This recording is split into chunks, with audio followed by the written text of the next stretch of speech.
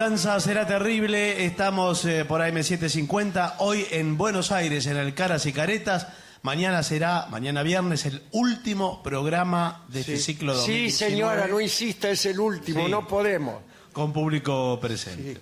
Con gente que grita, no se van, los de la venganza no se Sí. van. No sé si van a gritar eso. No, no van a gritar, pero cada vez que se va, alguien hace un último número o algo, Sí. la gente no se va, fulano no se Y va. no Justo se el día- va, el negro no se Claro, va. y justo el día que se va. No se va, no se va.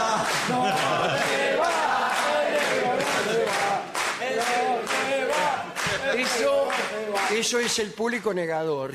Claro.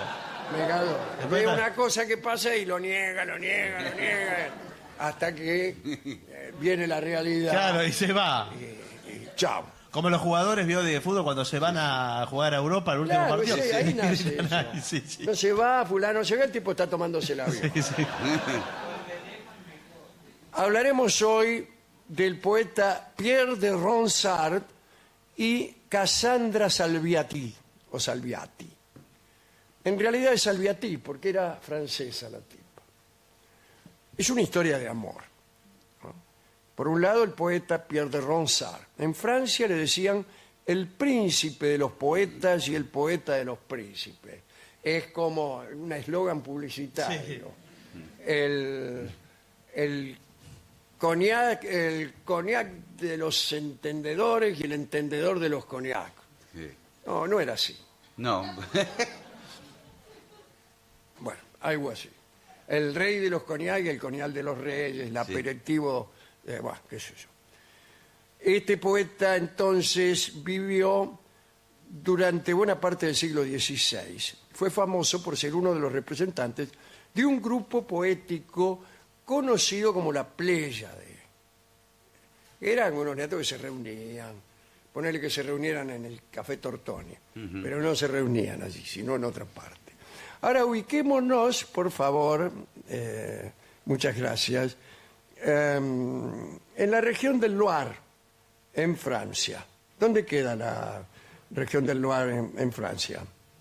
Me parece que en el norte. Bueno, fenómeno. ¿Estás seguro? No. Esto allá es por el año 1545.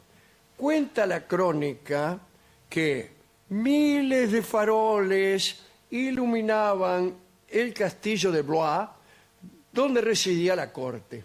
Francisco de Valois, tenía una corte itinerante. Andaba de castillo en castillo, qué sé yo. Y por ahí, en ese momento, estaban en el castillo de Blois. Francisco I daba un baile para celebrar la primavera. Bueno, cientos de gentiles con sus jubones de brocado, cuellos realzados por el oro, aquellas golillas que se usaban en aquel tiempo, calzas ajustadas como rolón, Por favor. que andaban ahí coqueteando en torno a las damas y doncellas, según los cronistas, cuyos escotes cuadrados se abrían sobre las carnes, Por favor. adornadas con collares de pedrería. Dicen que por la ventana de la escalera principal se veía a algunos muchachos recitar versos junto a bellezas poco esquivas en realidad, mientras que en el primer piso se sucedían los minués. Se bailaba el minué. Mejor más arriba, maestro. A ver.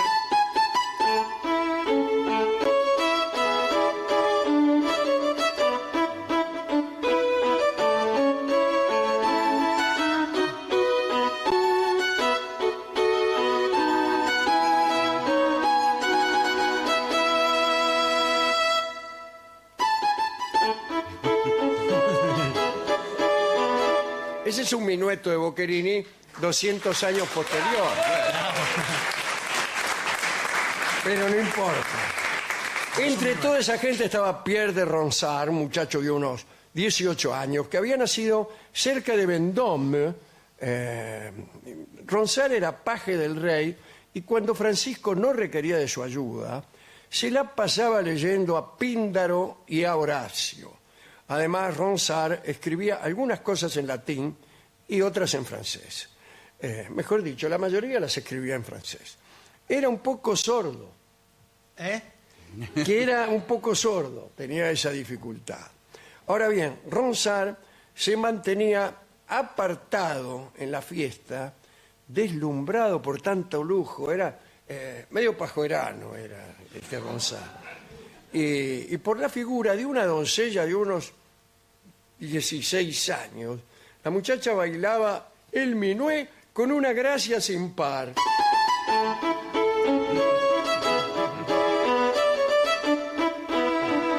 Bueno, y el tipo de él que la miraba. Pierre de Ronsard se aproximó a un noble y señalando a la joven con este dedo, preguntó, ¿quién es esa mina? El noble respondió, esa encantadora muchacha se llama Cassandra Salviati, es hija de un banquero de Florencia, prima segunda de Catalina de Médicis. Ah, bueno. Catalina de Médicis, este era el tiempo de Francisco I. Fue nuera de Francisco I, porque se casó con el hijo de Francisco I, Enrique II, y fue madre de varios reyes. Bueno, esta mina era prima segunda de Catalina. Su padre, siguió diciendo el noble, ¿no? Mientras los dos la miraban de acá, ¿no? Ha seguido al rey Francisco para instalarse a orillas del Loire, se casó con una francesa y la familia vive en Talcy, donde posee un magnífico castillo. Y Pierre la miraba como zorro al gallinero. El baile se había interrumpido y como se acostumbraba, las señoritas recitaban poemas. Por ejemplo, Bueno. A ver. aquí le traigo el mondongo que usted me mandó comprar. Bueno, no sé si... Como no lo puedo entrar en la puerta, se lo pongo. No, no, No sé si la es. no me parece que no lo podemos hacer. Por ahí le tocó el turno a Cassandra. Pierre, no, ya voy. Pierre...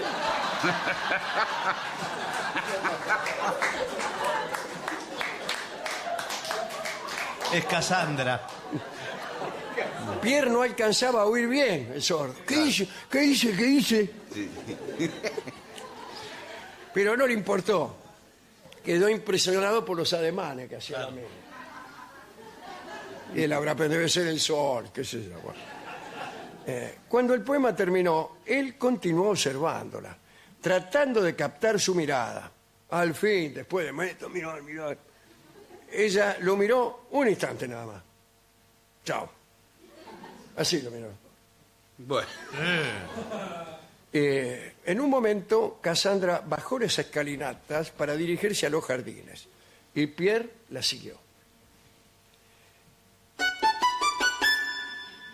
Se acercó a la muchacha y la felicitó por su poema, que no había oído. No, bueno, no importa, pero algo le tenía que decir. Dicen que ella le dedicó la más encantadora de sus sonrisas. Y envalentonado, vio cómo es uno, Sí, ¿no? sí. Ronsard le dijo, ¿os agradaría dar un paseo por los jardines antes de volver a la agitación de la danza? Y Cassandra aceptó. A Pierre le costaba conversar y para disimular su trastorno, le costaba conversar porque él decía una cosa y no entendía lo que le decía al otro. Claro. Y entonces recitó casi a los gritos algunos de sus poemas. Claro. Y así. Cassandra, por ejemplo, llovía torrencialmente en la estancia del Charabón. Mateando junto al fogón estaba toda la gente. Dijo un viejo de repente, se dio un cuento que da miedo. Contra el recuerdo no puedo luchar en esta ocasión y cortándole la acción un gaucho se chupó el dedo. No creo que... Está mal traducido. Sí. Bueno, Cassandra se mostró conmovida, naturalmente, pero pidió volver al salón. Dice, ay, volvamos al salón. De mala gana, Ronsard la siguió, y cuando llegaron al primer recodo de la escalinata, él habló una vez más y dijo, permitidme un beso, permitidme. Ah, bueno, ya avanzó. Y Cassandra se lo dio. Se lo dio nomás. Pero salió corriendo hacia el salón, donde el rey, ¿qué hacía? Dirigía el minué.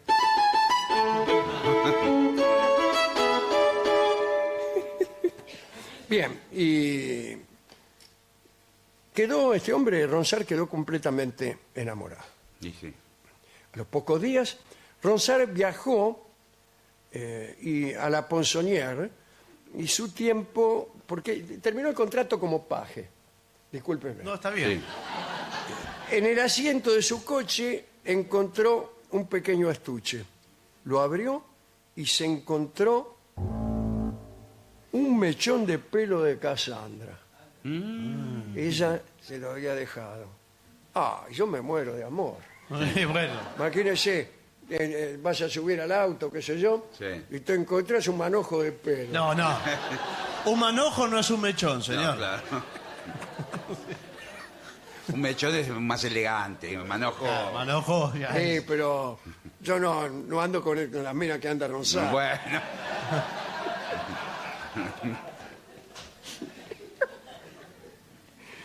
Bueno, en su pueblo, Ronsard pensaba solamente en ella, no hacía otra cosa que dedicarle sus rimas.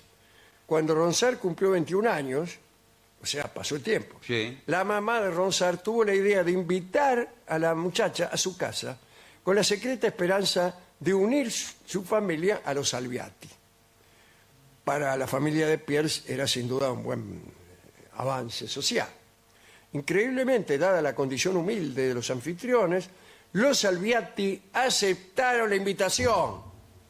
En tiempos de traslados dificultosos, las vísperas se prolongaban hasta lo insoportable, porque estos vivían allá donde Judas perdió el poncho y los Salviati vivían cerca de París. Dicen que durante casi una semana Ronsard no probó bocado y ya 3 días antes de la llegada de su amada se puso las mejores pizzas y no se las sacó más. Después del encuentro se encontraron. La mamá de Cassandra, devolvió la atención, o sea, fueron todos de viaje a visitarlos a los Ronsard a su castillo de Talcy. Hay que decir que eso significaba prácticamente la aceptación de los esponsales. Encantado, Pierre pudo visitar el castillo de Cassandra. Estoy emocionado. No, bueno, Bueno, pero no. tiene que seguir. Los cronistas dicen que Ronsard se enamoró todavía más de Cassandra cuando la vio comer. Sí, Todo ¿qué le pasa? gustaba de ella. ¿Está bien escrito? Sí, sí. Sí, sí.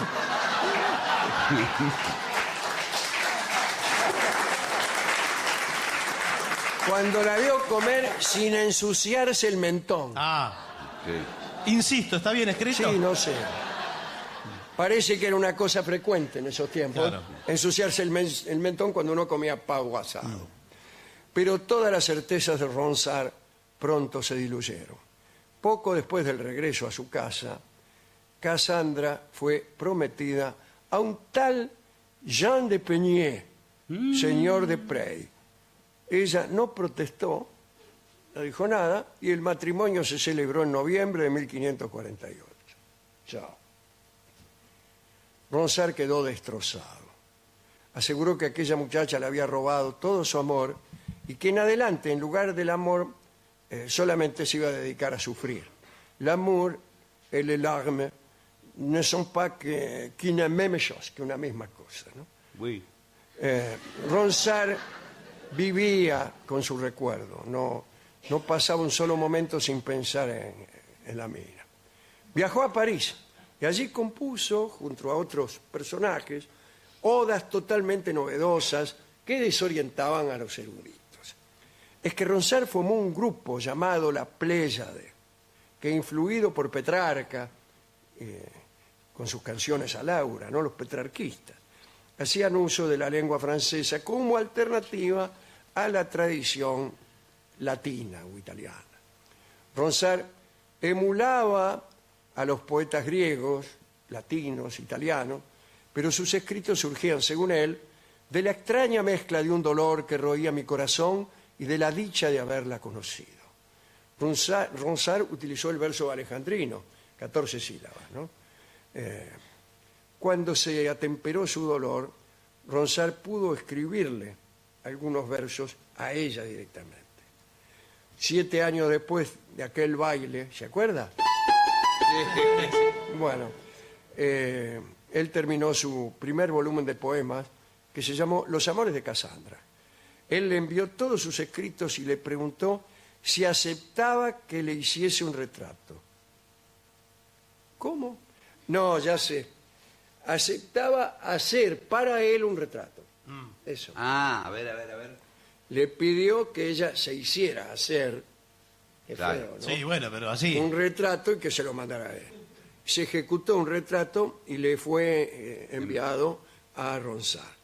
En él, cada vez que miraba el retrato, él encontraba su inspiración, como si el cuadro aquel constituyera algo de la presencia de la dama. ¿Qué hacemos con el retrato si la mina está en Europa? Él escribió.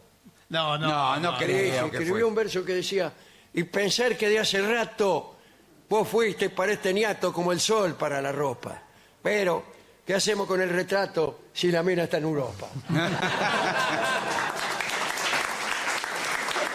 Pero el francés. No me parece un gran poeta.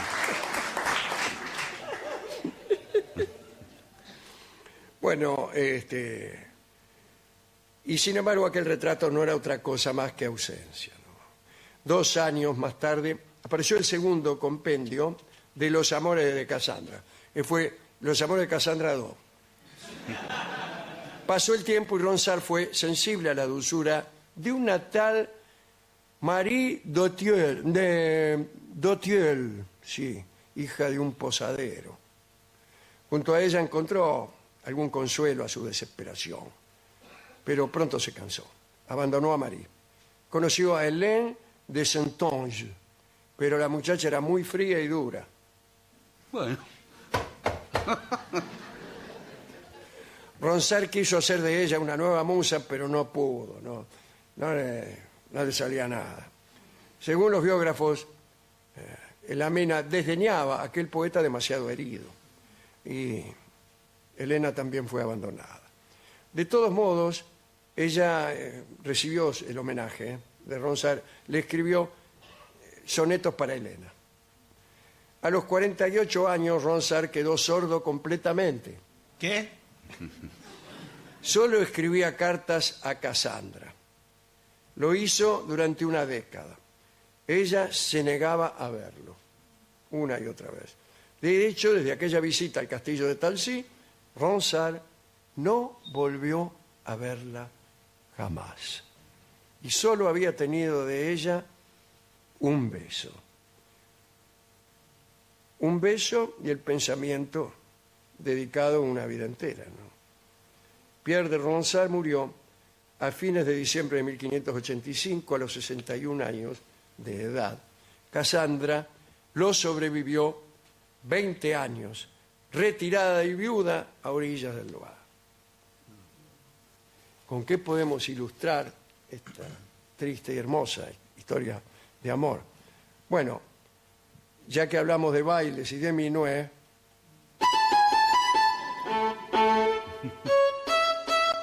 podemos escuchar este minueto de Boccherini, que es totalmente inadecuado. Primero porque estamos hablando del siglo XVI, este minueto es de 200 años después. Segundo porque en realidad yo no estoy seguro de que el cronista acierte diciendo que un minué sucedía al otro en aquella época de Francisco I, ¿no? Recién en tiempos de Luis XIV, de Lully, empezó el minué a triunfar como danza. Pero de todos modos, diría nuestro amigo Horacio Ferrer, que fueron aquellas danzas las que antecedieron al tango. Danzas que estaban pidiendo lo que después vino el tango a darle, el abrazo. Claro. Aquellas danzas de volteretas, de manitas y de miraditas. Sí. Le faltaba el abrazo, le faltaba. El tango se las vino a dar. Y este minueto de Boccherini es una danza que está pidiendo un abrazo. Adelante.